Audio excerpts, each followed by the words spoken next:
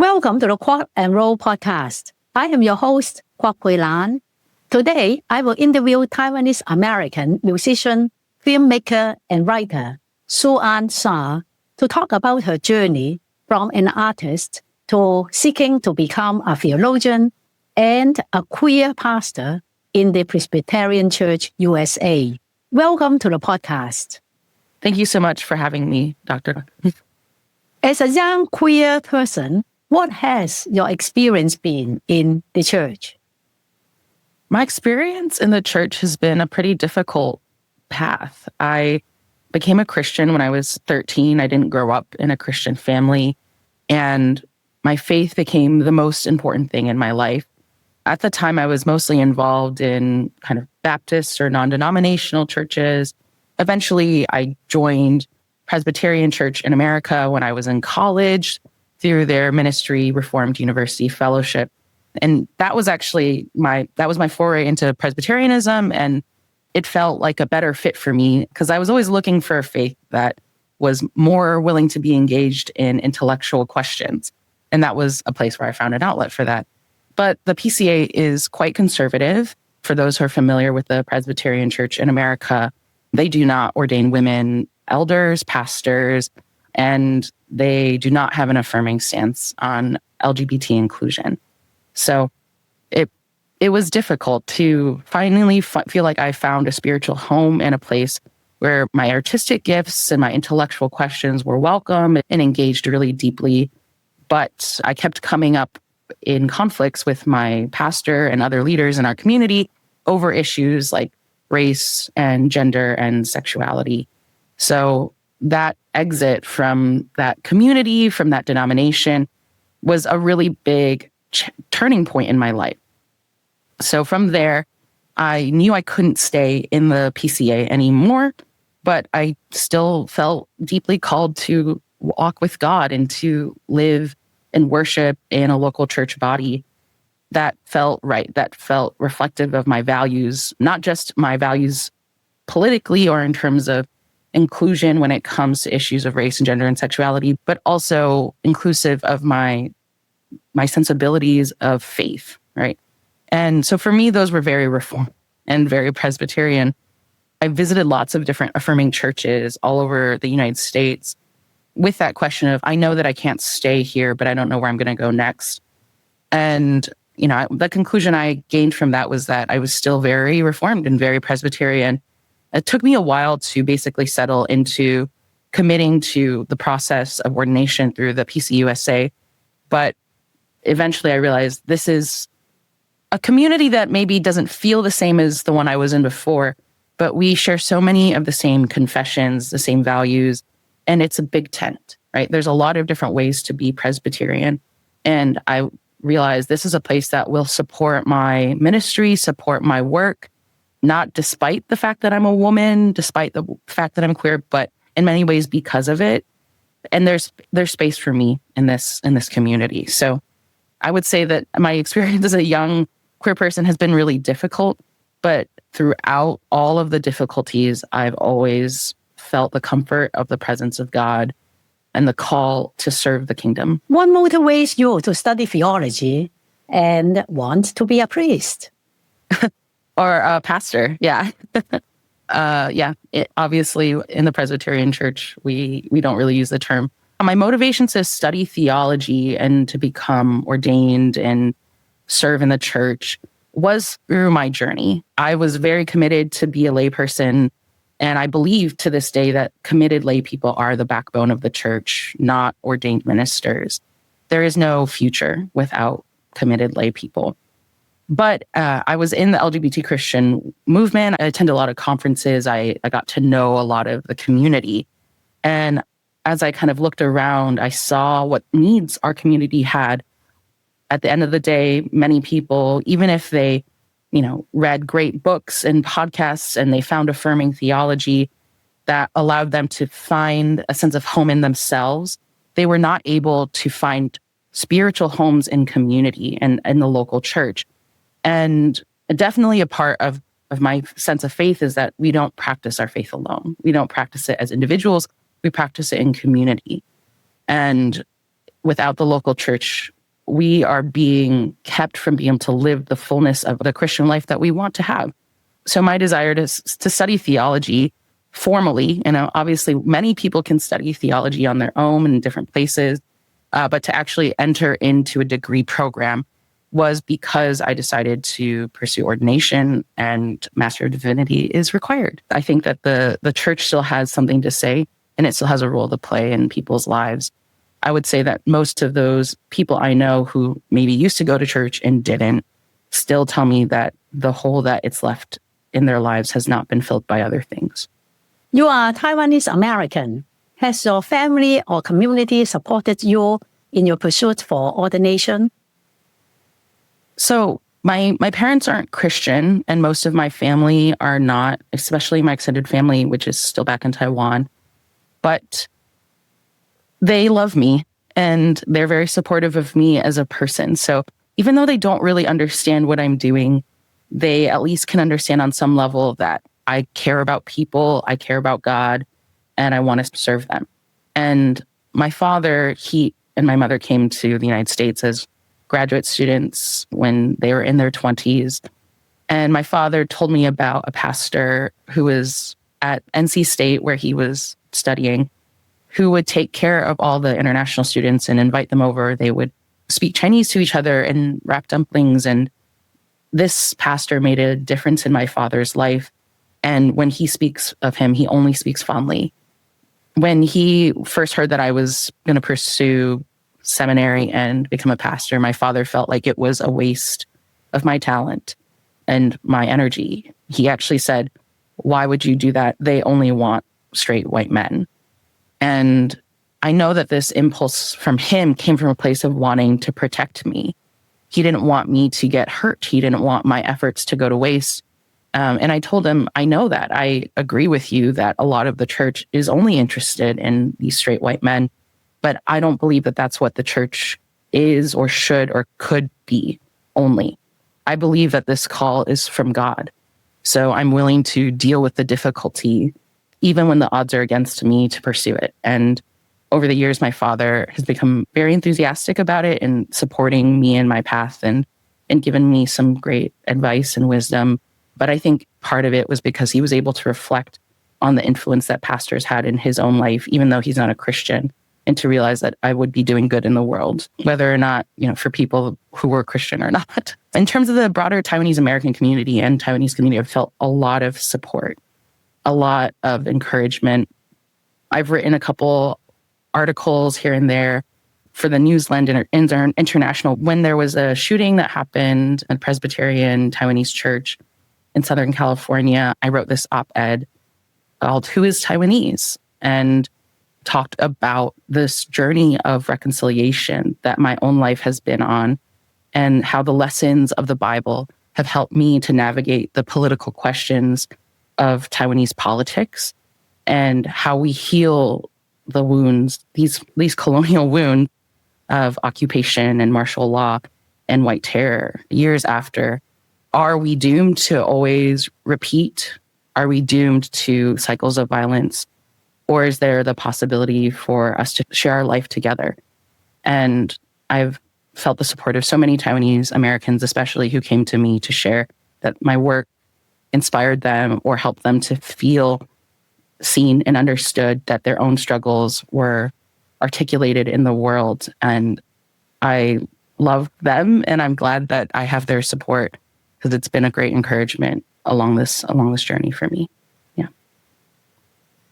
You got a bachelor degree in music business and then a Master of Arts degree in musicology. What motivates you to seek initially a career in music, business and production? It seems to be very specialized for me. Yeah, so for music business, when I was 18 and I decided to move to Nashville and attend Belmont University, I had the desire to work in music. I wanted to make music, work as a songwriter, as a musician, as a music producer. I was also interested in the business side of the industry, so management, publishing, all of that. And the program at Belmont is excellent, and I received a top-notch education there. we got the opportunity to learn about all these different aspects of the industry, and then also to have practical experience through our internships to then specialize within all those different aspects. So I really took to the work of music production and audio engineering, and I took a lot of classes in that field while I was there. And it combined what I think are some passions that I enjoy. Some of it is the creative work, right, of writing songs, of making musical arrangements, of trying different things.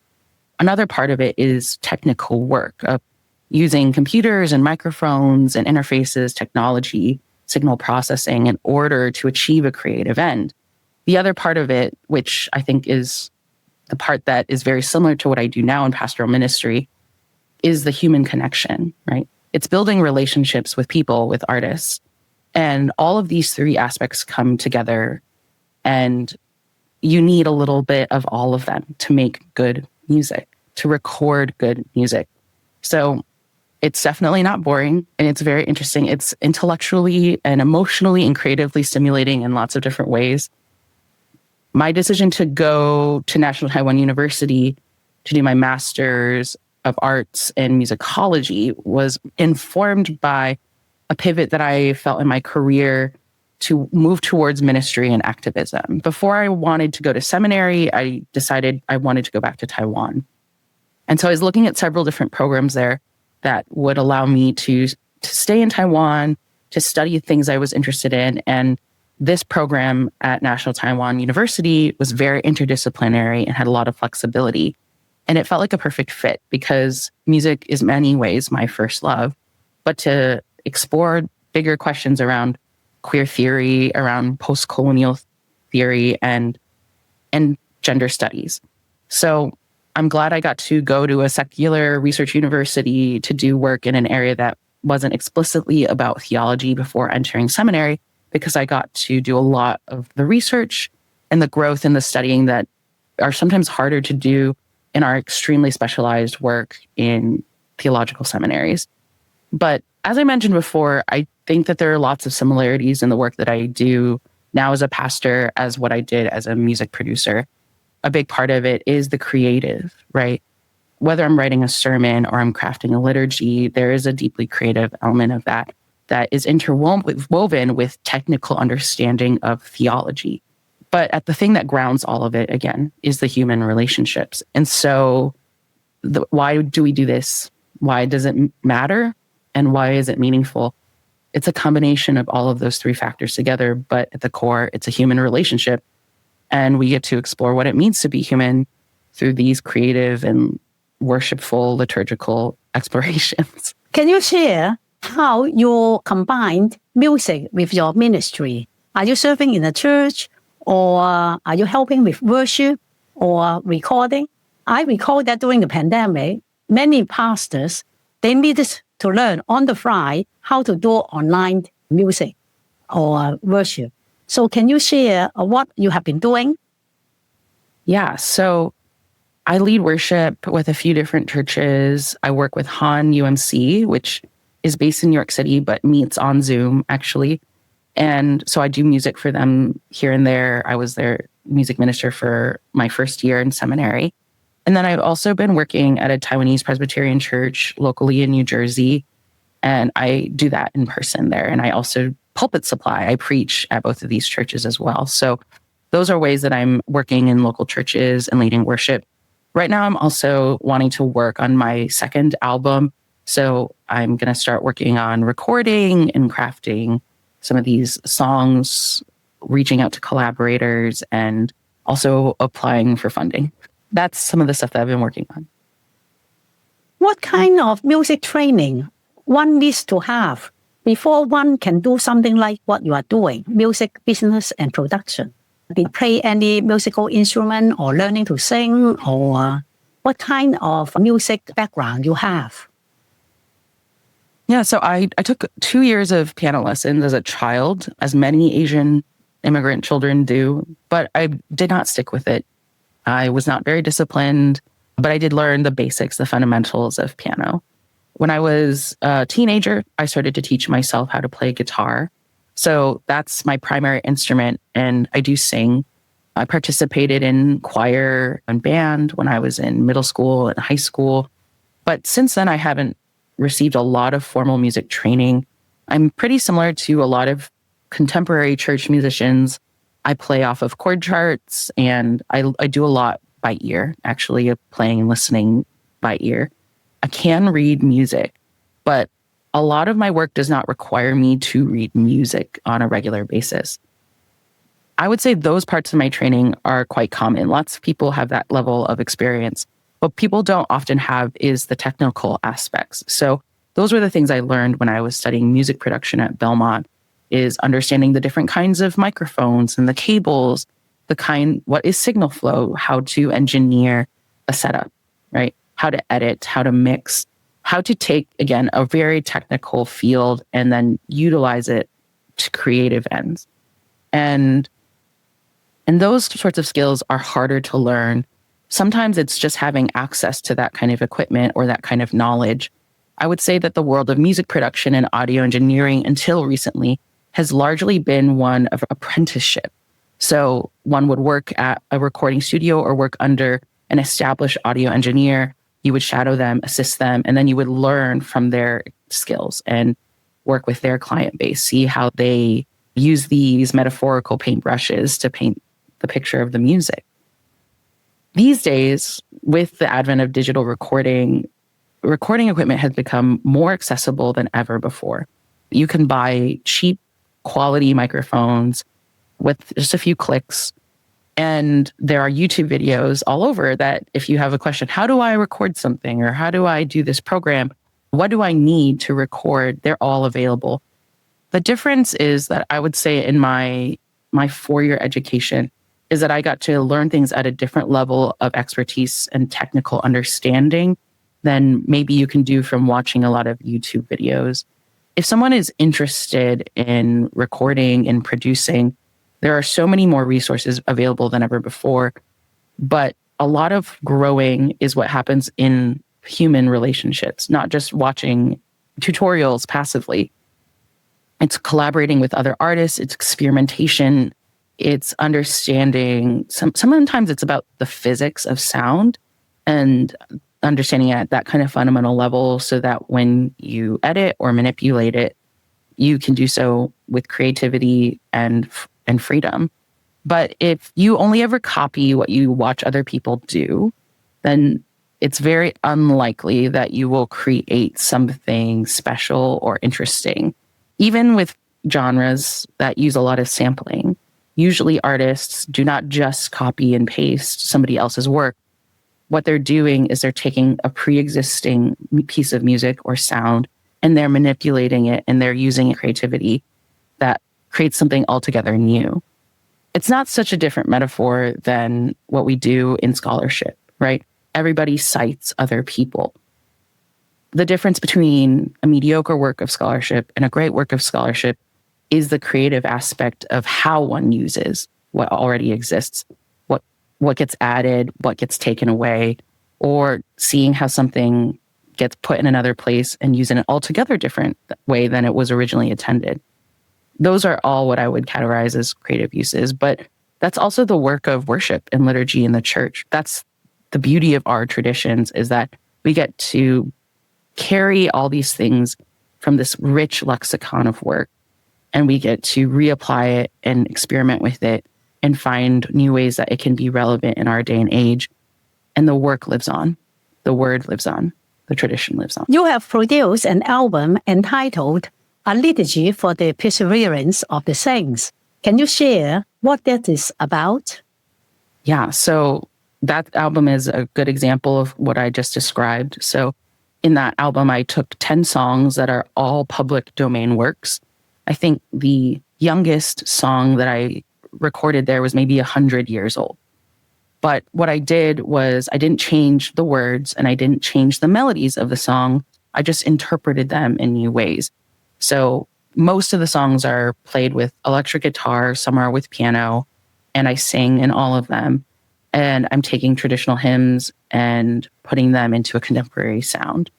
For me, I wanted to offer this as an edification to other believers I knew who were struggling with the church, who felt that they could not go back to their home churches and yet had this strong desire to worship God and to feel connected, not just to God, but to the great cloud of witnesses, all that have come before.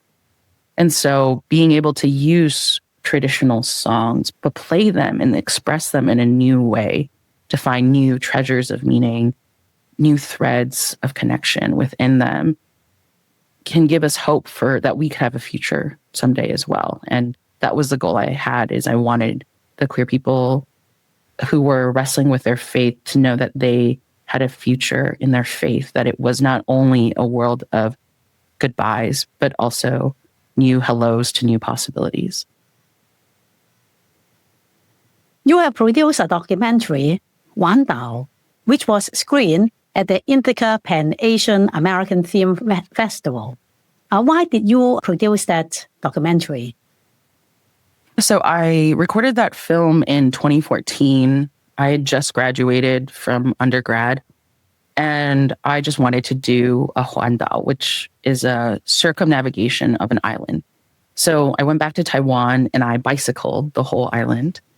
And it was a wonderful experience to capture a journey while also exploring all the different people who make up Taiwan and its history throughout the ages. As we biked through all these different areas and we met different people, we learned their stories, we talked about the history of different spaces and the struggles and the questions of what does it mean to be Taiwanese, right? And if personally for me, if I'm Taiwanese and if I can identify that way, my grandparents are all left China during the Chinese Civil War. And eventually my parents all ended up in Taiwan. The rest of my family is still there, and my parents immigrated to the United States. My family doesn't identify as Taiwanese. My parents raised us to think of ourselves as Chinese.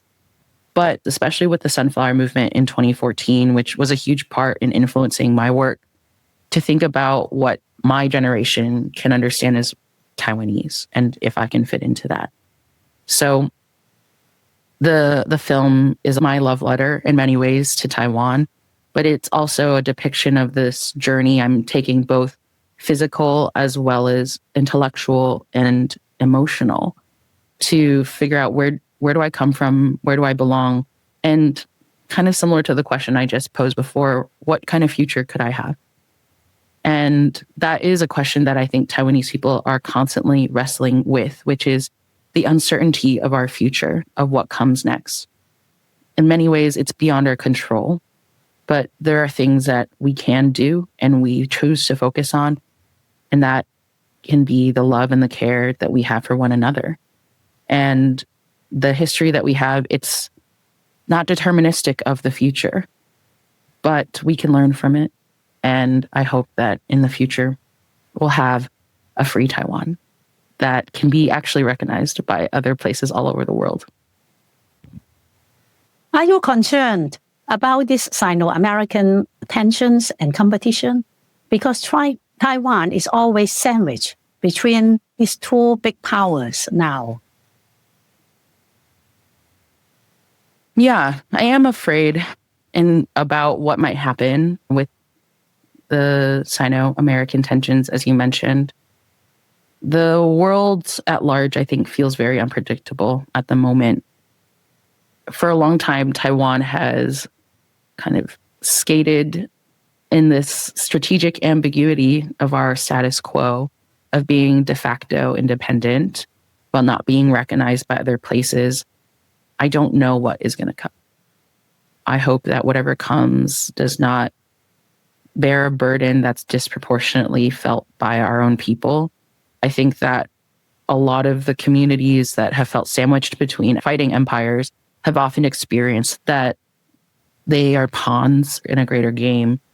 And I do think that our work these days is the question of, is there a way for us to express agency? Is there a way for us to act in such a way that can make a difference, even if we can't change the bigger pieces, even if we can't move the empires? What can we do that will make a difference? And I think I'm committed, as well as many of my generation and the activists that I've come up alongside, to the work of what we can do, instead of trying to focus on the things that we can't do, which is control the wiles and wills of dictators, authoritarians, and empires who are frankly uninterested in our own well-being. Thank you very much, SueAnn, for joining me today. If you like the episode, please subscribe and comment, and I will see you in the next episode.